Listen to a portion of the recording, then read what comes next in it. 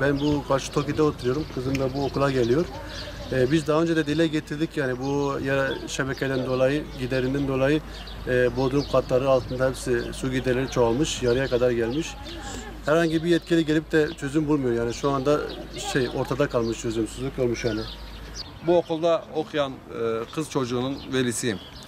Yaklaşık 3-4 aydan beridir okulumuzda olan laham suyu sorunu nedeniyle okulun bodrumunu laham suyu basmakta sürekli. Bunu defalarca Şuski'ye bildirmemize ve yetkililere bildirmemize rağmen halen sorun devam etmektedir. Bununla ilgili de biliyorsunuz ülkemiz ve bütün dünya büyük bir salgın döneminden geçiyor.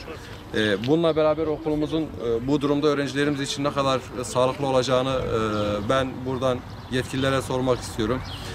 Çocuklarımız şu an laham suyunun içerisinde ve tuvalet kokularının içerisinde eğitim görmektedir. Buradan ben bütün yetkililere sesleniyorum. Yarınımızın geleceği olan çocukları bu laham suyunun içerisinde, bu virüsün içerisinde yetiştirmeyelim.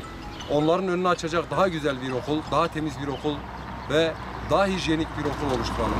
Hastane, TOKİ, lağım suları şu an okulun bodrumunda ve biliyorsunuz ki bugünlerde hani korkulan şey var, korona diye.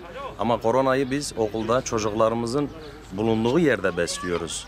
Biz burada belediye başkanlarına, SÜSKİ müdürlerine, genel büyüklere bilgi verdik ve kimse bunu duymuyor. Yazık yani bir çocuk hepimizin çocuğu. Burada 300-400 tane öğrenci var. Her biri bir korona götürürse Viranşehir yine kırmızı alana dönecektir.